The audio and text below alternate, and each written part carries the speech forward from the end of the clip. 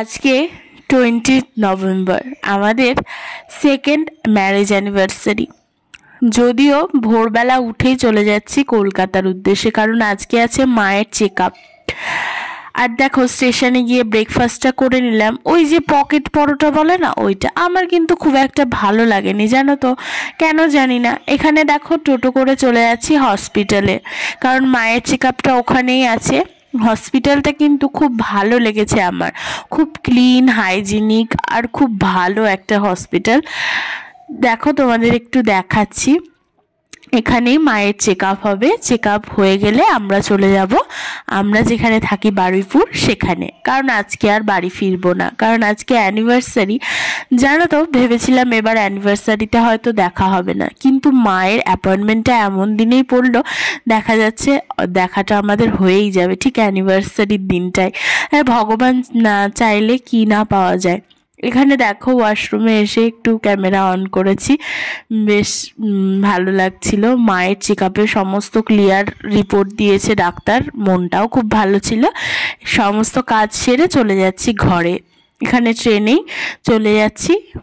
বাড়িতে গিয়ে আর রান্না করার সময় নেই, সেই জন্য বাইরে থেকেই খেয়ে যাব। আর মা যেহেতু ঘরের খাবার খাবে, সেহেতু মা বললো সেদ্ধ ভাত খাবে, ওটা গিয়ে বসিয়ে দেবো। আমরা একটা হোটেলে খাচ্ছি, ভাত ডাল সবজি তো ছিলই, আর ছিল মাছের কালিয়া। এই ভিডিওটা আগে শেয়ার করেছিলাম, দেখেছে হয়তো অনেকে।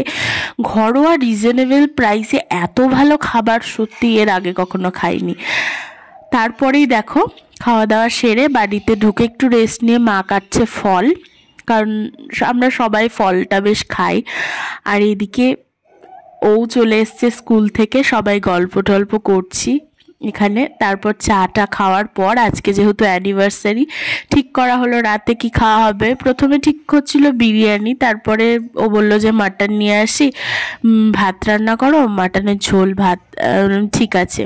তারপরে বাবা আর ও গিয়েই দেখো মাংসটা নিয়ে আসলো। এখানে জানো তো আমরা যেহেতু নতুন, ঠিক কোথায় ভালো মাংসটা পাওয়া যায় আমরা ঠিক জানি না। এর আগের বার মাটন নিয়ে আসা হয়েছিল একবার, খুবই বাজে নিয়ে এসেছিল, মানে একদম সেদ্ধই হচ্ছিল না, টেস্টি ছিল না। তাই এবার খুব ভয় ভয় ছিল যে ঠিক হবে কি না।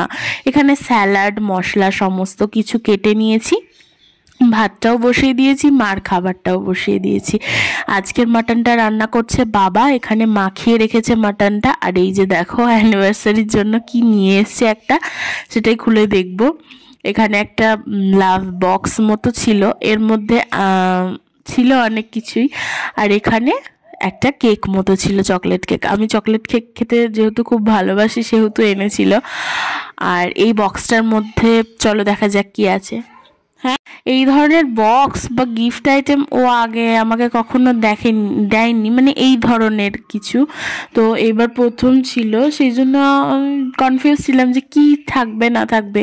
কিন্তু খুলে দেখলাম দুটো আর্টিফিশিয়াল ফুল ছিল আর হ্যান্ডমেড চকলেট ছিল। এই চকলেটগুলো খেতে এত টেস্টি, মিল্ক চকলেট ছিল, তারপরে ডার্ক চকলেট ছিল, বিভিন্ন রকমের চকলেট ছিল, কিন্তু এগুলো হ্যান্ডমেড, বাড়িতে বানানো, কোনো ফ্যাক্টরিতে নয়। খেতে খুব টেস্টি ছিল। তারপরে আমি তো ভীষণ খুশি। তারপরে এই যে দেখো আমি আর ও একটু বেরোবো, মা বললো তোরা একটু আজকে ঘুরে আয়। আর বাবা এদিকে রান্না করছে মাটন, বাবার হাতের মাংস দারুণ হয় খেতে। তারপরে দেখো আমি আর ও বেরিয়ে পড়েছি। কোথায় বেরোবো বলে ও বললো এখানে একটা মেলা হচ্ছে, চলো সেখান থেকেই ঘুরে আসি। তো মেলাতেই চলে যাচ্ছি টোটো করে মেলা দেখতে। এখানে একটা বড় মেলা হচ্ছে আর একটা নর্মাল মেলা হচ্ছে। আজকে নর্মাল মেলাটাই যাব ভাবছি, আবার কাল বাড়ি চলে যেতে হবে, সাজানো আছে, সেই জন্য দেখো মেলায় চলে এসছি। আর মেলায় এখানে গাছের দোকান আছে আর এত চুড়ির দোকান, আমি তো চোখ একদম ছানা বড়া হয়ে গেছে আমার, যেটাই দেখছি সেটাই কিনতে ইচ্ছে করছে। তাই জন্য চুড়ির দোকানে গিয়ে আমি স্ট্যাচু হয়ে গেছি। আর ওদিকে হাজব্যান্ড একটা চুড়ির সেট কিনে দিয়েছে আমাকে, আমার পছন্দ মতো। খুব ভালো। আর এই যে দেখো হঠাৎ ফুলের দোকানে দাঁড়িয়ে পড়েছে একটা গোলাপ কিনবে বলে। যাই হোক, ভালোই হলো, গোলাপ পেতে কার না ভালো লাগে বলো। তারপর বাড়ি এসে মাকে সমস্ত কিছু দেখাচ্ছিলাম, গোলাপ, তারপরে চুড়ি, তারপরে তোমাদের সঙ্গে একটু শেয়ার করার জন্য চুড়ির এই ক্লিপটা নিয়েছি। দেখতে কিন্তু খুব সুন্দর লাগছে, আমার খুব পছন্দ হয়েছে, তোমাদের কেমন লাগছে অবশ্যই জানিও। আর এই যে দেখো মাটনটা বাবা রান্না করে ফেলেছে, আমি শুধু গ্যাসটা এসে অফ করব। দেখলাম মাটনটার যা গন্ধ বেরোচ্ছে, দারুণ হয়েছে খেতে। তারপর মার খাওয়া হয়ে গেছে, এবার আমরা খেতে বসে পড়ব। গরম গরম ভাত, স্যালাড আর মাটনের ঝোল, এইটা খেতে তোমাদের কেমন লাগে অবশ্যই জানিও। ভগবান চাইলে কি না হয়, কোথায় দেখা হওয়ারই কথা ছিল না, আর আজকের দিনটা একসাথেই কাটালাম ভগবানের ইচ্ছাতে। সবাই ভালো থেকো আর আমাদের সবার পাশে থেকো।